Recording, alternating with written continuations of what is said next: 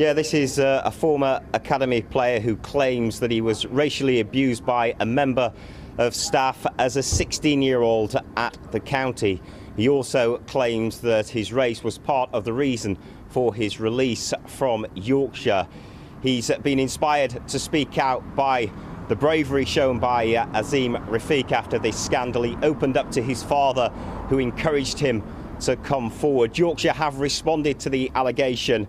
Tonight they say it is essential that those who have experienced racism, discrimination and abuse are able to come forward to share their experiences, and they will investigate appropriately.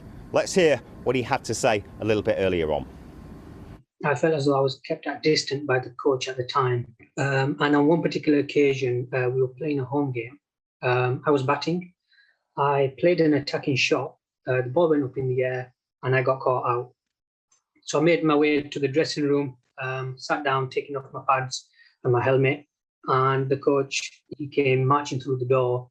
He looked at me dead in the eye and he said to me, "That was a typical shot, wasn't it?" And he just walked out. I was left stunned, shocked, didn't know how to reply, didn't know what to do. And I kept it to myself all this time, and now I'm speaking up about it.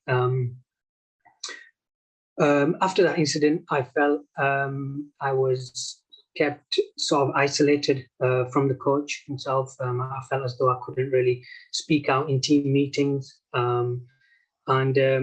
You know, when I heard about Azim's story, sort of prompted me to speak out as well. I spoke to my dad. I didn't tell him at the time. I spoke to my dad when I was hearing about Azim's story that, you know, I experienced, a similar sort of thing. And I told him.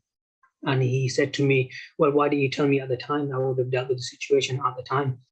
I was a 16-year-old boy. I had never been racially insulted like that in my life.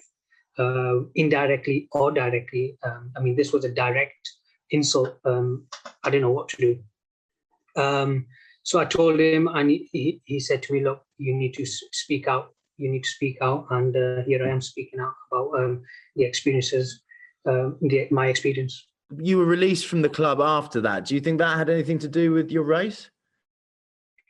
I believe so. I mean, at the time, I remember when I was released at the end of the season. I was told that it was due to financial reasons. I mean, I was the only Asian in the academy that year. But the funny thing is, I was the only one being released. And what do you want to see happen now at Yorkshire and indeed in a wider sense across the game?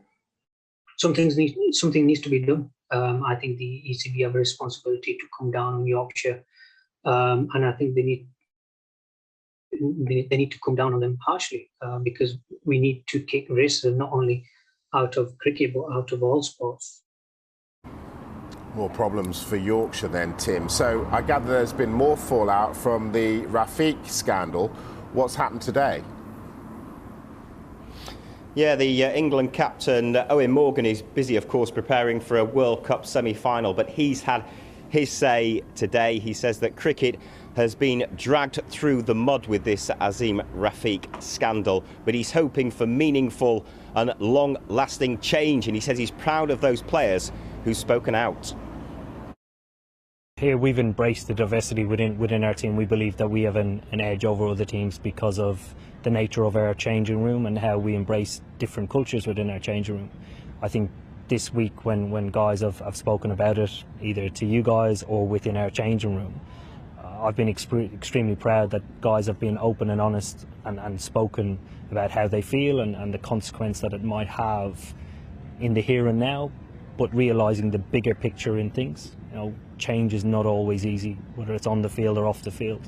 And I think the change now will mean remarkable things down the line for county cricket and Yorkshire cricket. So I'm extremely proud that guys can sit back, albeit our great game has been dragged through the mud at the moment. They can see the long-term value in, meaningful change. There will be more developments, of course, on this story next week when Azim Rafiq will speak in front of the DCMS committee at the hearing where he can speak under parliamentary privilege. As for events here at Yorkshire tonight, well, we were told by Lord Patel yesterday that they needed urgent and seismic change, but the Chief Executive, Mark Arthur, is still in position and has still been at work here at Headingley today.